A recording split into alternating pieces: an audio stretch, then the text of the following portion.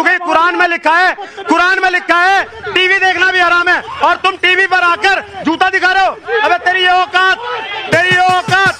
कादिर रशीदी, कादिर रशीदी, तू आराम से, आराम से।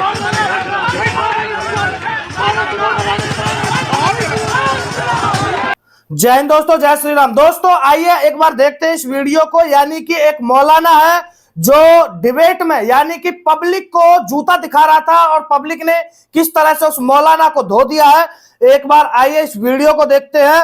और ये ज्ञानवापी मंदिर को लेकर ये डिबेट चल रहा था। आइए एक बार देखते हैं, फिर कुछ बात करते हैं। देखिए।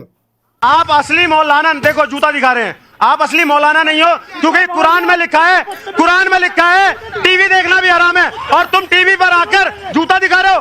अबे तेरी ये औकात, तेरी ये औकात।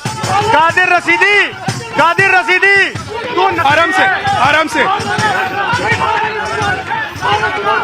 आप पब्लिक को जूता क्यों दिखा रहे हो? आप करा रहे हो। आप पब्लिक को जूता क्यों दिखा रहे हो? आप करा रहे हो। आप पब्लिक को जूता करेगा क्या बदतमीजी की? बदतमीजी करेगा, बदतमीजी की। वो बदतमीज बोलेगा, क्या बदतमीजी की? मुझे बदतमीज बोलेगा वो। और श्रृंगार की पूजा भी आती है। लेकिन मैं एक चीज आपसे पूछना चाहता हूँ, मेरी बात सुनिए ना।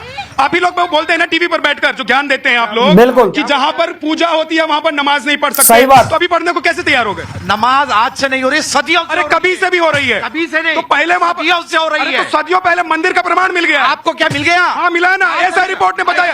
अरे एसआई कर रहे हो? एसआई की तो कौन जांच करेगा?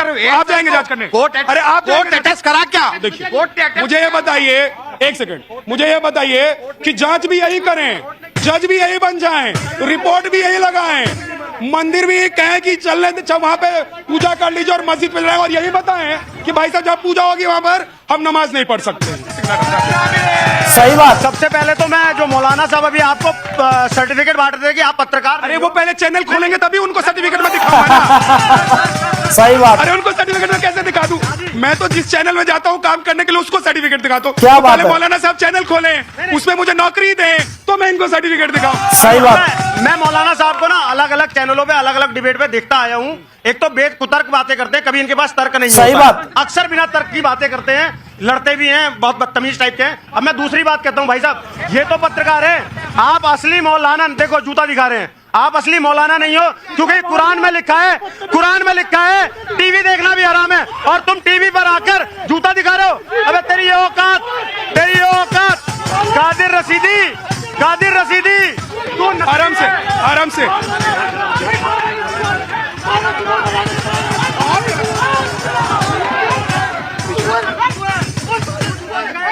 एक मिनट राहुल जी पीछे। आराम से, आराम से, आराम से।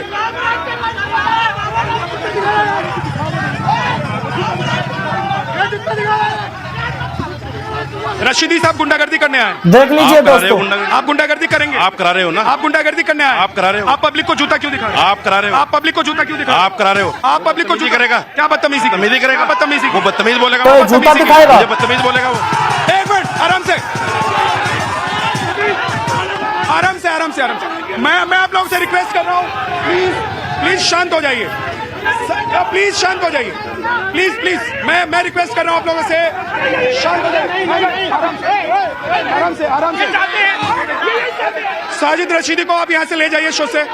सोनाक्षी प्लीज साजिद रशीदी को शो से निकाल दीजिए। भगा दिया। साजिद रशीदी को शो से हटा दीजिए। साजिद रशीदी भगा साहब को ले दिया। जाइए यहाँ से। आप प्लीज खड़े रहिए। रशीदी जी को प्लीज शो से हटा दीजिए। हटाओ इसको, निकालो। साजिद रशीदी को ये समझना चाहिए कि वो पब्लिक के सामने खड़े हैं, उसके बावजूद अगर एक मिनट रुक जाइए, प्लीज प्लीज रुक जाइए।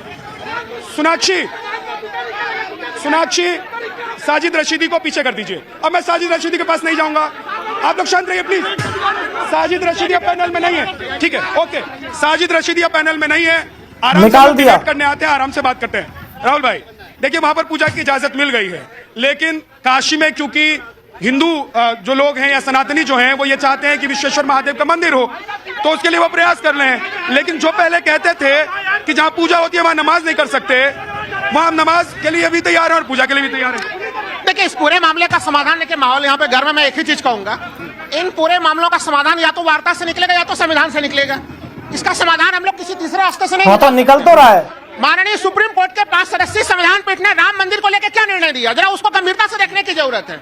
और मैं मोहन भागवत जी को भी कोट करना चाहूंगा सुप्रीम कोर्ट ने स्पष्ट कर दिया कि उन्होंने 5 सदस्यीय संविधान पीठ ने सुनो। कि अयोध्या का मामला एक आखिरी मामला है इस प्रकरण में।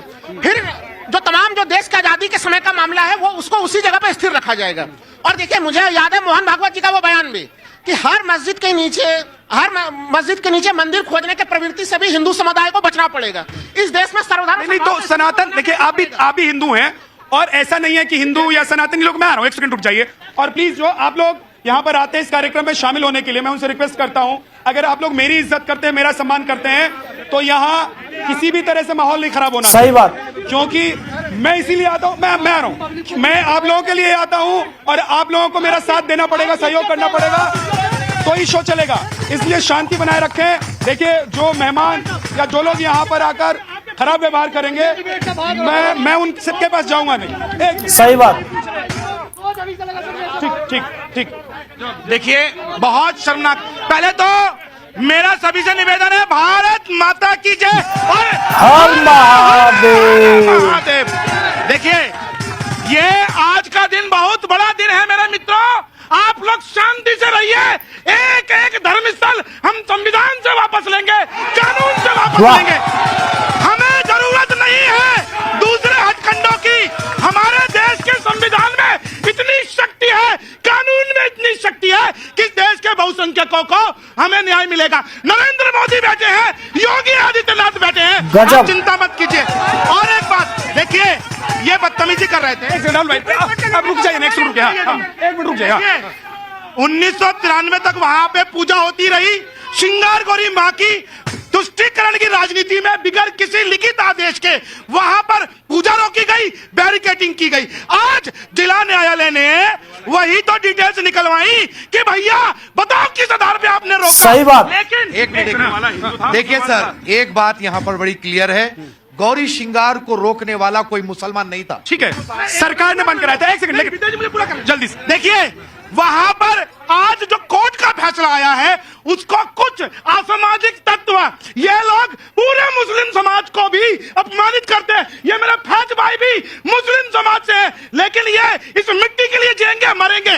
ऐसे लोगों को इग्नोर कीजिए सही और बात। नरेंद्र मोदी के हाथ पक्के कीजिए। ठीक है, एक मिनट राहुल भाई, फैज साहब, देखिए थोड़ा सा माहौल इसलिए खराब हो गया क्योंकि कादरी साहब के पास ना तर्क नहीं है। वो मुझ पर सवाल उठा रहे हैं, मुझसे सर्टिफिकेट मांग रहे हैं। चैनल खोले तो मैं सर्टिफिकेट भी उन तक भेजूं।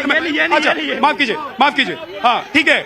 लेकिन सवाल ये है कि आप ये लोग इतने क्यों बौखलाए हुए हैं, क्यों परेशान हैं इतने? डेमोक्रेसी में जनता सबसे ऊपर है, जनता का सम्मान होना चाहिए। जो जनता का अपमान करे उसे अपने गिरबान में झांकना चाहिए। ये इसलिए बौखलाए हुए हैं कि जो इफ्तार की पॉलिटिक्स थी, टोपी वाली पॉलिटिक्स थी, वो मुसलमान को टोपी पहनाने वाली पॉलिटिक्स थी, वो मोदी जी ने खत्म कर दी है। ये इसलिए बौखलाए हुए हैं कि वोट इनके हाथ से जा चुका है। बिल्कुल, वोट बैंक की राजनीति है और कहते हैं कि फिर आप राजनीति में धर्म क्यों लाते हैं? रशीदी जी, आपको सम्मान के साथ मैं बुलाता हूं, लेकिन आप जिस तरह का व्यवहार करते हैं, आप सोचिए जरा कि पब्लिक में खड़े होकर आप जिस तरह का व्यवहार करते हैं, क्या ये शोभा देता है आपको? आप प्लीज, मैं तो सवाल पूछना मेरा काम है सर, प्लीज पीछे। लेकिन मैं ये कह रहा हूं कि आप लोग शांति से रहिए। देखिए, बहुत अच्छी बात इन्होंने कही सूर्य मैथिल जी ने कि भाई अदालत है और हम लोग अदालत पर विश्वास रखने वाले लोग हैं। वहां जाकर सर्टिफिकेट दिखाएंगे कि पत्रकार है कि नहीं है, जन्मभूमि हमारी है कि नहीं है कि नहीं है। इसलिए शांति से, आराम से जब काम हो सकता है, कादरी साहब माफ कीजिए, रशीदी जी की जगह एक बार कादरी बोल दिया मैंने, तो वो काम शांति से हो जाना चाहिए। हम तो वैसे ही शांति प्रिय लोग हैं। आज सही बात है। तो दोस्तों, अभी आपने सुना कि भाई सबसे बड़ी बात आपको बता दें कि कोर्ट का फैसला भी आ गया है और कोर्ट ने यह भी मान लिया है और कोर्ट को प्रूफ भी दे दिए गए हैं कि हमारे यानी कि भगवानों से जुड़ा हुआ मंदिर है, पूरी तरह से बहुत सारे सबूत मिले हैं और कोर्ट ने उन्हें देखते हुए उसके बाद पूजा की परमिशन दे दी। यानी कि अब सनातनी जो है ज्ञानवापी मंदिर के अंदर जाकर पूजा कर सकते हैं। और कब से खुले? 31 साल में, यानी कि आज 31 साल में पहली बार जो है सनातनी जो है वो आज पहली बार ज्ञानवापी मंदिर में 31 साल में पहली बार आज पूजा कर रहे हैं।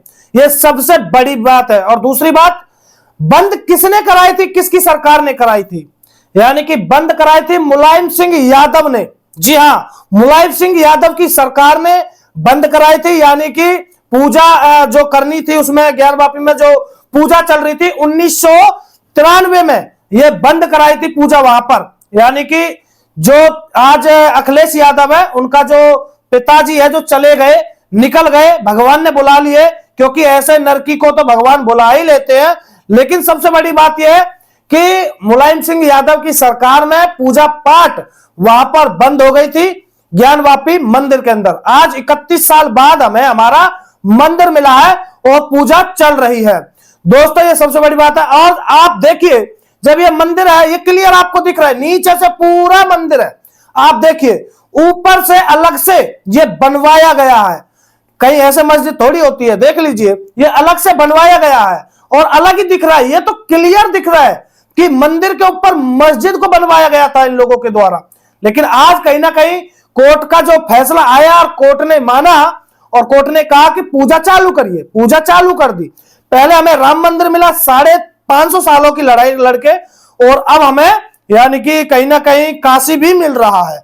और अगली बारी कहां की है दोस्तों, कमेंट करिएगा, बताइएगा अगली बारी आपके दिमाग में क्या लगता है, कहां की है। और योगी आदित्यनाथ महाराज जी का यह चमत्कार कह लीजिए भाई साहब, यानी कि रातों रात कुछ भी होता है भाई, कुछ भी मानना पड़ेगा। और ये ताकत किसकी है, ये सनातनियों की है। सनातनियों ने एक होकर वोट दिया, वोट देने के बाद जिताया, जिताने के बाद आज परिणाम आपके सामने है। तो कहीं ना कहीं सनातनियों को भी ये चीजें समझनी पड़ेगी। आपकी क्या राय है, कमेंट करिएगा। सभी को जय श्री राम, हर हर महादेव।